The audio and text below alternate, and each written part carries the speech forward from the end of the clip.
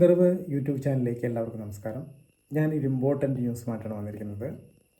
ഞാൻ ഈ വീഡിയോ തയ്യാറാക്കുന്നതിന് ഒരു 15 മിനിറ്റ് മുമ്പ് എനിക്കൊരു കോൾ വരികയുണ്ടായി. ഇത് മുംബൈയിൽ നിന്നാണ് ഈ കോൾ വന്നിരിക്കുന്നത്. ഈ കോൾ വന്നിരിക്കുന്നത് ടെലിഫോൺ റെഗുലേറ്ററി ഓഫ് ഇന്ത്യ എന്ന സ്ഥാപനത്തിൽ നിന്നാണെന്ന് അവർ പറഞ്ഞു. അവർ ഒരു റെക്കോർഡിംഗ് കോളായിരുന്നു.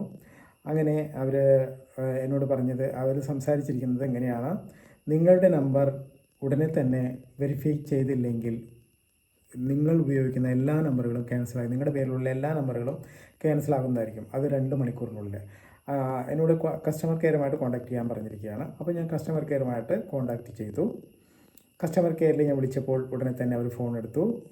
ഞാൻ കസ്റ്റമർ കെയറിൽ സംസാരിച്ചപ്പോൾ അവർ പറഞ്ഞത്, നിങ്ങളുടെ പേരിൽ ഒരു നമ്പർ, ഒരു 4 ഡിജിറ്റ്, ലാസ്റ്റ് 4 ഡിജിറ്റ് ഏതൊരു നമ്പർ പറഞ്ഞിരുന്നു. ഈ നമ്പർ നിങ്ങളാണോ യൂസ് ചെയ്യുന്നത് ചോദിച്ചു. ഞാൻ പറഞ്ഞു അല്ല. അപ്പോൾ നിങ്ങൾക്ക് എത്ര നമ്പർ ഉണ്ട് ചോദിച്ചു. ഞാൻ പറഞ്ഞു എനിക്ക് ആകെ ഒരു നമ്പറുള്ളൂ, ഈ നമ്പറാണ് ഞാൻ യൂസ് ചെയ്യുന്നത്. അപ്പോൾ അവർ പറഞ്ഞു, കുഴപ്പമില്ല, നിങ്ങളുടെ നമ്പർ നിങ്ങളുടെ ആധാർ വെച്ചിട്ട് ആരോ യൂസ് ചെയ്യുന്നുണ്ട്, അത് മുംബൈയിലാണ് യൂസ് ചെയ്യുന്നത്.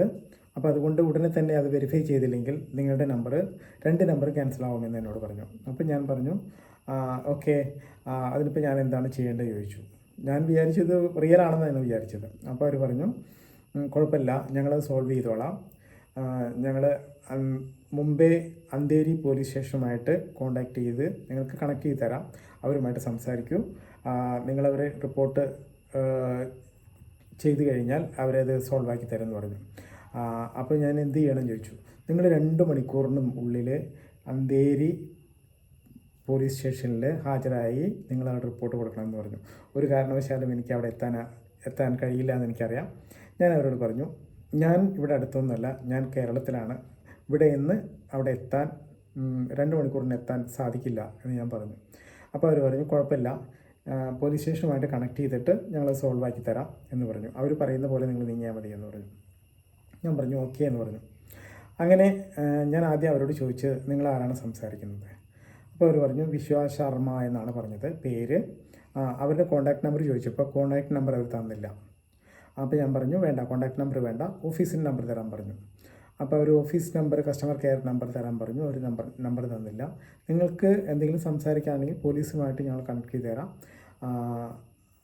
അവരുമായിട്ട് സംസാരിക്കാൻ പറഞ്ഞു. അപ്പോൾ ഞാൻ പറഞ്ഞു എനിക്ക് അങ്ങനെയല്ല, എനിക്ക് ഡീറ്റെയിൽ ആയിട്ട് അറിയണമെന്നുണ്ടെങ്കിൽ എനിക്ക് നമ്പർ കിട്ടിയേ പറ്റൂ എന്ന് ഞാൻ പറഞ്ഞപ്പോൾ അവർ ചോദിച്ചു അതിൻ്റെ ആവശ്യമില്ല, നിങ്ങൾ ആ നമ്പർ ഉപയോഗിച്ചിട്ട് എന്ത് ചെയ്യാനാണെന്ന് ചോദിച്ചു. അപ്പോൾ ഞാൻ പറഞ്ഞു എനിക്ക് കോൺടാക്ട് നമ്പർ കിട്ടുകയാണെങ്കിൽ എൻ്റെ ബ്രദർ ഇവിടെ പോലീസിൽ വർക്ക് ചെയ്യുന്നുണ്ട്, അപ്പോൾ ആൾക്ക് ഞാൻ കൊടുത്തു കഴിഞ്ഞാൽ ഈ നമ്പറുമായിട്ട് ഒരു കോൺടാക്ട് ചെയ്തിട്ട് നമുക്ക് ഡീറ്റെയിൽ അറിയാമല്ലോ, അതിന് വേണ്ടിയിട്ടാണെന്ന് പറഞ്ഞു.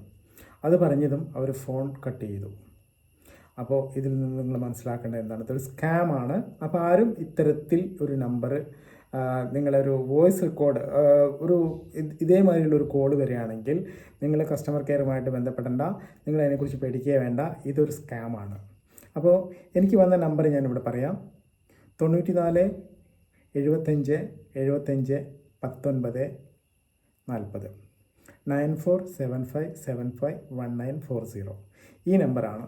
ഈ നമ്പറിൽ നിന്ന് തന്നെ വിളിക്കണമെന്നില്ല, വേറെ നമ്പറിലും അവർ കോൺടാക്റ്റ് ചെയ്യും. അപ്പോൾ അതുകൊണ്ട് നിങ്ങളെല്ലാവരും ശ്രദ്ധിക്കുക. അപ്പോൾ ഈ വീഡിയോ നിങ്ങളെല്ലാവരിലേക്കും ഷെയർ ചെയ്യുക. താങ്ക്